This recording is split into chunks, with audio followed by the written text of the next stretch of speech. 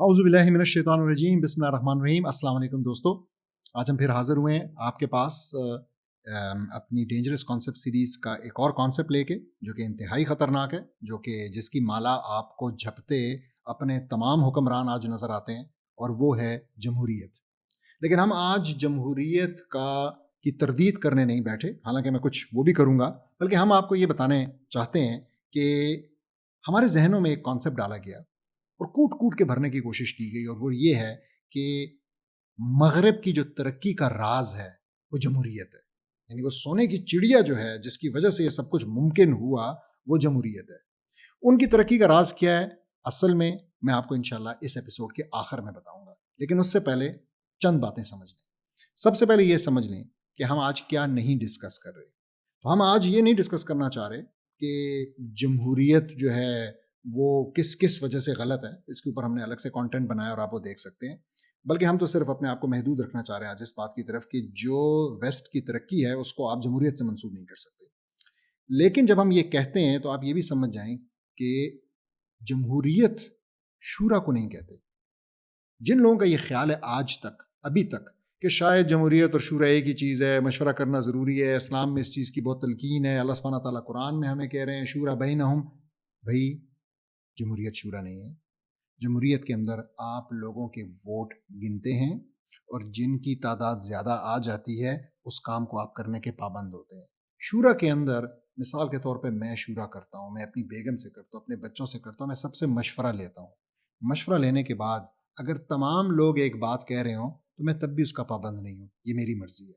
और ये इम्पॉर्टेंट क्यों है? ये इम्पॉर्टेंट इसलिए कि एक निज़ाम के अंदर आपने इख्तियार को डिवाइड कर दिया अमंग सो मैनी पीपल, और दूसरे के अंदर आपने ये इख्तियार एक सिंगल पर्सन को दिया। अब अगर आपको परेशानी लाहक होने लगी है कि ओहो इतना ज़्यादा इख्तियार हम किसी एक को कैसे दे सकते हैं, तो आप ये एक और बात समझ लें, और वो ये कि इस्लाम के अंदर पहली बात आपको लीडर मुंतखब करने का इख्तियार है। ये इख्तियार सिर्फ अवाम के पास है, ये इख्तियार सिर्फ लोगों या लोगों के रिप्रेजेंटेटिव्स के पास है। लेकिन ये भी जमहूरियत नहीं है। अवाम अपना लीडर मुंतखब करना, अपना लीडर चुनना एक वोटिंग के प्रोसेस से हरगिज़ जमहूरियत नहीं है। तो इस उसमें भी ना रहिएगा, कि इस कन्फ्यूजन में भी मुब्तला ना रहिएगा कि ये शायद जमहूरियत है। नहीं, ऐसा नहीं है। तो जमहूरियत लीडर का चुनना नहीं है, जमहूरियत मशवरा नहीं है, बल्कि जमहूरियत ये है कि आपने जिस चीज़ के लिए ज़्यादा लोग इकट्ठे कर दिए, चाहे उनको आपने जैसे भी इन्फ्लुएंस किया, आपने उनको मीडिया के ज़रिए इन्फ्लुएंस किया, आपने उनको डरा धमका के किया, जो कि हमने अभी अमेरिकन इलेक्शंस में देखा है, आपने उनको, रशिया ने पैसा लगा के उनको सोशल मीडिया के ज़रिए, और कैम्ब्रिज एनालिटिका कंपनी सामने आई थी पिछले अमेरिकन इलेक्शन के अंदर, आपने उनको जो है ना बेवकूफ़ बनाया। ये चीज़ जमहूरियत है कि आपने लोगों को ज़्यादा को ले आए एक चीज़ की तरफ, और उसके बाद अगर वो उस चीज़ के हक़ में फ़ैसला करते हैं, वोट देते हैं, और फिर आप वोट गिनने की बेस पे उस पर अमल करते हैं, तो ये जमहूरियत है। और इस्लाम इसको यकसर मुस्तरद करता है। इस्लाम के अंदर ये कॉन्सेप्ट नहीं है कि मेजॉरिटी की बात चलेगी, ये कॉन्सेप्ट भी नहीं है कि किसी एक इंसान की मर्ज़ी है, बल्कि इस्लाम में आप वो इंसान चुन रहे हैं एक काम के लिए।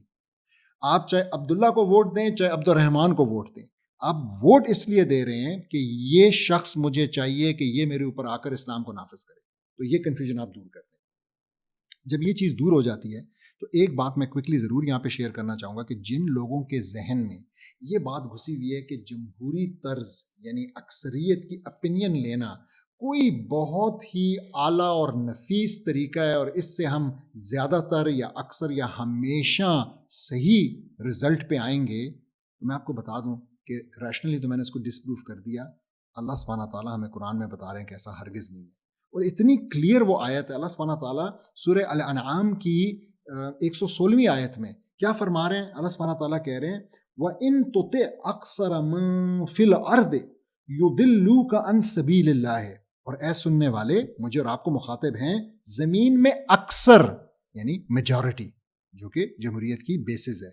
तो ज़मीन में अक्सर वो हैं कि तू इनके कहे पर चले तो तुझे अल्लाह की राह से बहका दें, अल्लाह की राह से गुमराह कर दें, अल्लाह की राह से हटा दें। तो अगर हमने इन अक्सरियत की सुनी और हमने ये गिन विन के काम करने लगे तो हमें बहका देंगे। And again please don't get me wrong, आपको अपना लीडर चुनने की इजाज़त है, اور آپ جب اپنا لیڈر چنتے ہیں تو آف کورس وہ ووٹ گنے جاتے ہیں، مگر اس چیز کو جمہوریت نہیں کہتے۔ اچھا جی، اب میں نے کہا کہ آج کا ٹاپک تو یہ ہے کہ آپ کو بتانا چاہتا ہوں کہ ویسٹ نے ترقی جمہوریت کے بلبوتے پہ نہیں کی بلکہ کسی اور بلبوتے پہ کی۔ تو جب میں نے آپ کو یہ بتا رہا ہوں کہ جمہوریت کے بلبوتے پہ نہیں کی، تو آپ ذرا ایک بات سمجھیں، ویسٹ میں تو جمہوریت ٹھیک طریقے سے جس کو وہ جمہوریت کہتے ہیں، وہ جمہوریت تو ابھی 50 سال بھی نہیں ہوئے کہ آئی ہے، اور ترقی انہوں نے جو کی ہے جیسے بھی کی ہے میں بتاؤں گا، لیکن جو ترقی انہوں نے کی ہے وہ تو انہوں نے آپ کہیں انڈسٹریل ریولوشن کی ہم بات کریں 1850 60 70 80 1900 اس ٹائم پہ ہوئی ہے۔ تو آپ کو میں بتاؤں امریکہ کے اندر 1920 تک خواتین کو ووٹ دینے کا حق ہی نہیں تھا، 1965 تک بلیکس کو ووٹ دینے کا حق نہیں تھا۔ جی ہاں، 1965، یہ تقریباً کیا 50-60 سال پرانی بات ہو رہی ہے، حق ہی نہیں تھا وہاں پہ۔ اسی طریقے سے یو کے میں 1928 تک ویمن کو، اور یہ بڑی بات کیوں ہے، آپ جمہوریت کرتے ہیں، خالی ویمن نکال دیں آدھی پاپولیشن نکل گئی، ساتھ میں امریکہ کے اندر بلیکس نکال دیں 10% اور پاپولیشن نکل گئی۔ اگر آپ سوچیں، اسی طریقے سے ایک ملک ہے جس کا نام ہے سوئٹزرلینڈ، مجھے یقین ہے آپ سوچ بھی نہیں سکتے ہوں گے کہ 1971 تک 1971 وہاں پہ خواتین کو ووٹ دینے کا حق آپ کے جو فیڈرل الیکشنز ہیں اس کے اندر تھا ہی نہیں۔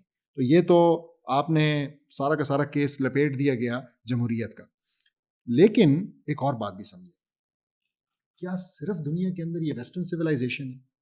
کیا اور سویلائزیشنز نہیں ہیں جن کی کنٹریبیوشن سچ مچ کنٹریبیوشن ہے دنیا کی ترقی میں، پروگرس میں، سائنس میں، میتھس میں، ایجادات میں؟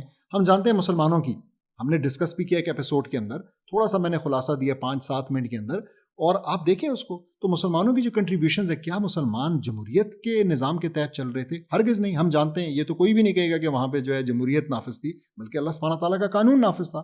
اس کے اندر اونچ نیچ ہو سکتی ہے، اس کے اندر کبھی ایک رولر کی سلیکشن میں کوئی گڑبڑ ہوئی، کسی نے اپنے بیٹے کو بنایا، یہ ہو سکتا ہے، لیکن اوور آل قوانین اسلام کے تھے، اور جمہوریت سے کا دور دور تک بھی اس سے کوئی تعلق نہیں تھا۔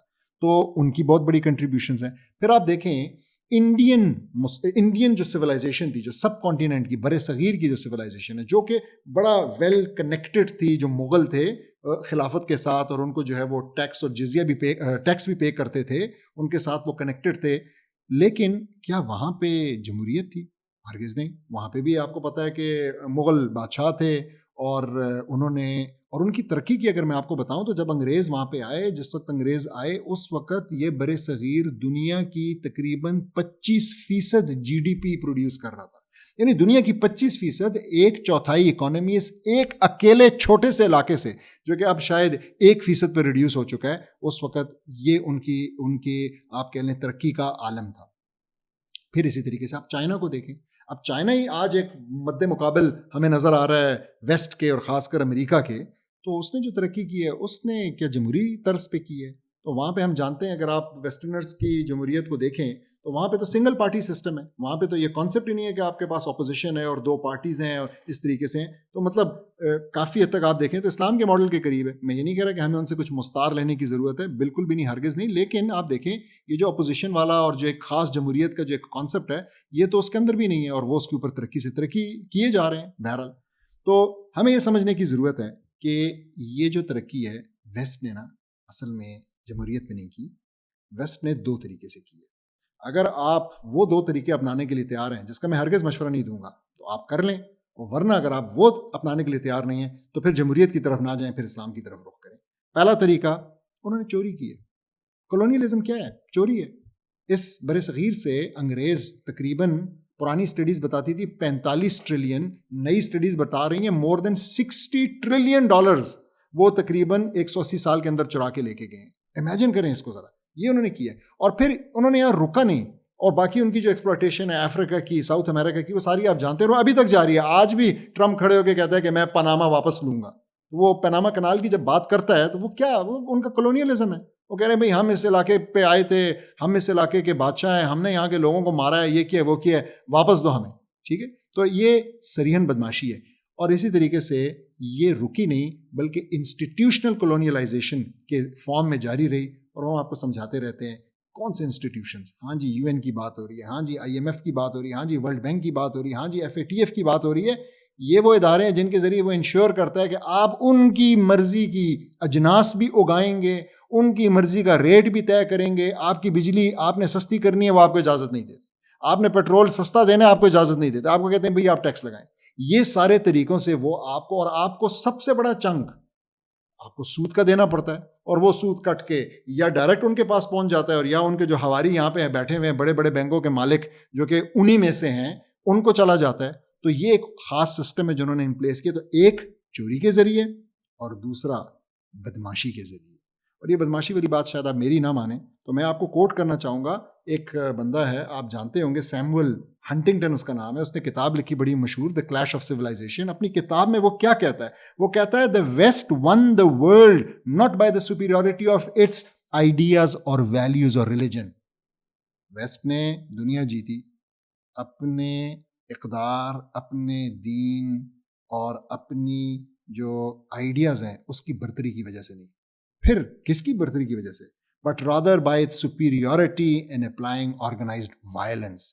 یعنی ان کو آرگنائزڈ وائلنس، ان کو بہتر جنگ، ان کو بڑا بم، ان کو یہ ہمت کہ وہ نہتے لوگوں کے اوپر، سویلینز کے اوپر نیوکلیئر بام گرائیں، ایٹامک بام گرائیں، فاسفورس بام ماریں، کارپیٹ بامنگ کریں.